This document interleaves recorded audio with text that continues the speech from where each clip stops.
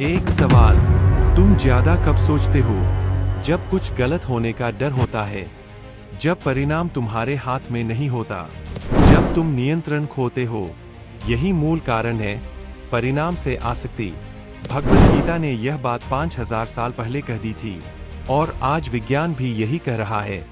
आज हम गीता की 3 असली अवधारणाएं देखेंगे, जो सच में समझ आ गई तो अत्यधिक सोचना अपने आप कम होगा। पहले एक जरूरी बात, भगवत गीता असल में एक संवाद है कृष्ण और अर्जुन के बीच। कुरुक्षेत्र के मैदान में अर्जुन युद्ध से पहले रुक जाता है। वह सोचता है, अगर मैं लड़ा तो मेरा क्या होगा, लोगों का क्या होगा, सही क्या है, गलत क्या है। यह सिर्फ एक योद्धा का डर नहीं था। गीता में इसे विषाद योग कहा गया है। पहले अध्याय का नाम ही है अर्जुन विषाद योग, अर्जुन की मानसिक व्याकुलता। अब ध्यान दो, गीता के रचिताओं ने अर्जुन की इस अत्यधिक सोच को एक योग, एक अध्याय, एक गंभीर विषय का दर्जा दिया, क्योंकि उन्होंने समझा था यह इंसान की सबसे सामान्य और सबसे बड़ी समस्या है। तो आगे जो 17 अध्याय है, वे मूलतः इसी एक समस्या का उत्तर है। चलते हैं उन उत्तरों की तरफ। अवधारणा 1, चित्तवृत्ति। तुम्हारा मन एक बंदर है। कृष्ण ने अध्याय 6 श्लोक 34 में कहा, चंचल ही मनः कृष्ण प्रमाथि बलवत् दृढ़म। यह मन तो बहुत चंचल है, बहुत प्रमथनकारी है, बहुत बलवान है, काबू में नहीं आता। यह अर्जुन खुद कह रहा है, और कृष्ण ने मना नहीं किया। हाँ कहा, असंशय महाबाहो मनो दुर्निग्रहे चलम। बिल्कुल सही कह रहा है, मन को रोकना बहुत मुश्किल है। यह महत्वपूर्ण क्यों है? क्योंकि जो पहली गलती हम ज्यादा सोचने में करते हैं, वह यह है, हम अपने विचारों को खुद से अलग नहीं करते। जब एक बुरा विचार आता है, हम सोचते हैं, मैं गलत हूँ, मैं कमजोर हूँ, यह मेरी समस्या है। लेकिन गीता कह रही है, मन की चंचलता यह सबकी समस्या है। यह तुम्हारी पहचान नहीं, यह मन की प्रकृति है। आधुनिक मनोविज्ञान में इसे विचार पृथक्करण कहते हैं। यह विचार कि तुम अपने विचार नहीं हो, तुम उन्हें देखने वाले हो। व्यावहारिक उपयोग, जब भी कोई चिंताजनक विचार आए, मानसिक रूप से एक कदम पीछे लो और कहो, यह एक विचार है, यह मैं नहीं हूं, बस इतना। यह अभ्यास करना पड़ता है। अवधारणा 2, निष्काम कर्म। सोचने की जड़ को काटो। गीता का सबसे प्रसिद्ध श्लोक, कर्मण्येवाधिकारस्ते मा फलेषु कदाचन। तेरा अधिकार सिर्फ कर्म में है, फल में कभी नहीं। अध्याय 2 श्लोक 47। यह पंक्ति सुनने में सरल लगती है, लेकिन असल में यह अत्यधिक सोचने की जड़ पर प्रहार करती है। सोचो, हम ज्यादा क्यों सोचते हैं? क्योंकि हम परिणाम से बंधे हैं।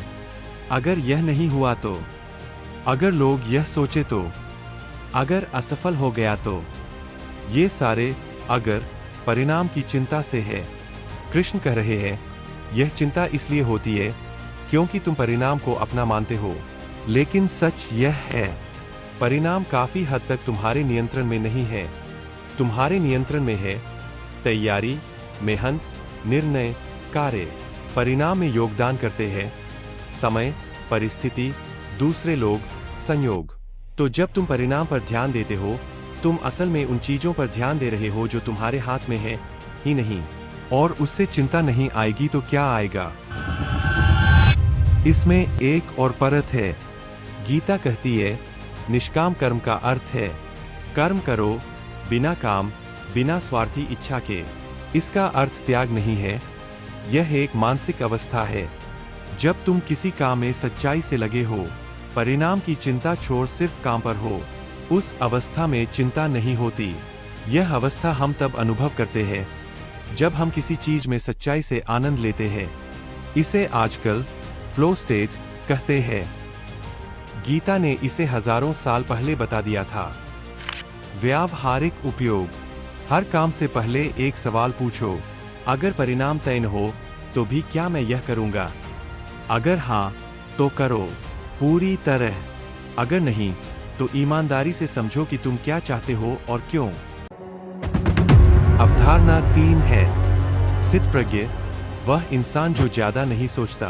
अध्याय 2 में कृष्ण ने एक अवधारणा बताई, स्थित प्रज्ञ। स्थित अर्थात स्थिर, प्रज्ञा अर्थात ज्ञान। एक ऐसा इंसान जिसका ज्ञान स्थिर है, जो हर परिस्थिति में टिका रहता है। अर्जुन ने पूछा, ऐसा इंसान कैसा होता है, कैसा दिखता है, कैसे बोलता है? कृष्ण ने जो उत्तर दिया वह अत्यधिक सोचने का सटीक उपचार है। दुःखेष्वनुद्विग्ना सुखेषु विक्तस्पृहा। दुख में जिसका मन नहीं घबराता, सुख में जो ज्यादा उछलता नहीं। यह पंक्ति बहुत महत्वपूर्ण है। अत्यधिक सोचना मूलतः भावनात्मक प्रतिक्रिया है। कुछ बुरा होगा, हम ज्यादा नकारात्मक सोचने लगते हैं। कुछ अच्छा होगा, हम ज्यादा सकारात्मक अपेक्षा करने लगते हैं। और जब अपेक्षा और वास्तविकता में अंतर होता है, चिंता आती है। स्थित प्रज्ञ का विचार यह नहीं है कि तुम कुछ महसूस ही मत करो। विचार यह है कि तुम अपनी भावनाओं से संचालित नहीं होते। इसका एक और पहलू है, विहाय कामान यह सर्वान पुमाश्चरति निःस्पृह। जो इंसान सारी इच्छाओं को छोड़कर निःस्पृह होकर चलता है, वह प्रज्ञावान है। निःस्पृह अर्थात हर चीज के परिणाम की प्रतीक्षा किए बिना जीना।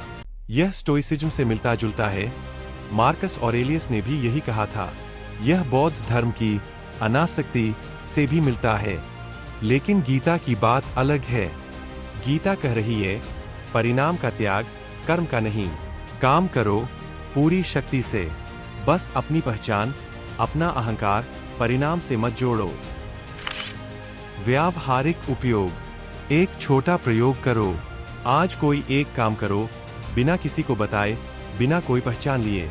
सिर्फ करो, देखना वह काम कितना बेहतर होगा और उसे करते वक्त चिंता कितनी कम होगी।